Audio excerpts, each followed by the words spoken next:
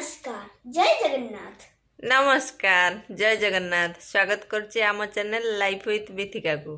आम वीडियो जदि भल लगे निहाती गोटे लाइक करेंगे, सब्सक्राइब करेंगे, आमको बहुत सारा भल पाया देवे। जो मैंने आम चैनल को सब्सक्राइब कर सारी से बहुत बहुत धन्यवाद। आउ जो मैंने आम चैनल को सब्सक्राइब करना से जल्दी जल्दी जातु लाइफ विथ बिथिका को सब्सक्राइब करूँ। समस्ते भल रुहतु, खुशी रुहतु, आउ सुस्थ रुहतु। आसतु ताले स्टार्ट करवा आज रेसिपी। आज मु बनाऊँगी माछ बैगण कदली आलू झोल। ये मो माछ नहीं जाइए, माछरे लुण हलदी गोलैकी माछटा को भाजी दूची। माछटा को मु भाजी दूची। ये देखिपे माछ आमर सब भाजी हो गलानी।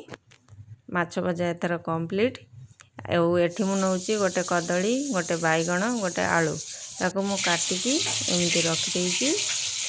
माछ जो भाजी थी से तेल रे मु बैगणटा दे दूची। बैगणटा को टिके भल भाव भाजी देवा पड़ो।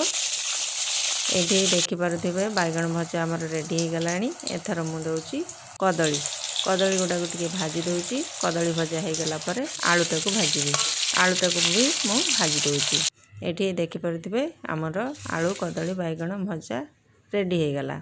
आउ मु मसला रे नहीं धनिया जीरा आ गोलमरीच ताको मुझे पानी रे भिजेकी रखी।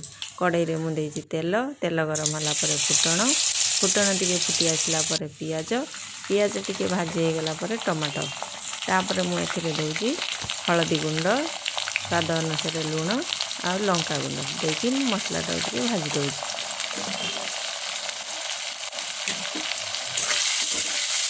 एमती देखिपे मसला आमर रेडी हो गलानी।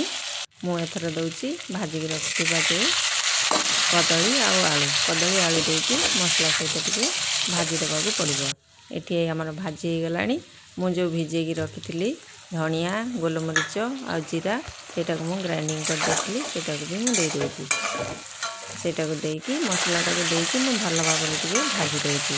पतला पतला झोल हम खायापी बहुत टेस्टी लगे। आपण मैंने गोटे थर निहाती ट्राए करेंगे। आउ ये मु पानी दे दूची। पानी टिके फुटी आसला परे मु दूची माछ। माछ टिके फुटिबो आलू टिके सिझिबो सेतिपई मु एटा को ढांकी दूची।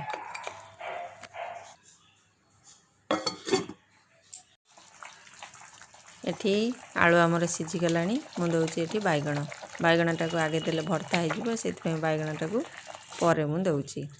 एटा फुटी आसीगला। एथर रेडी हो गला आमर गरमा गरम बैगण आलू कदली माछ झोल। एमती नुआ नुआ रेसिपी देखिबा पई लाइफ विथ बिथिका को सब्सक्राइब कर।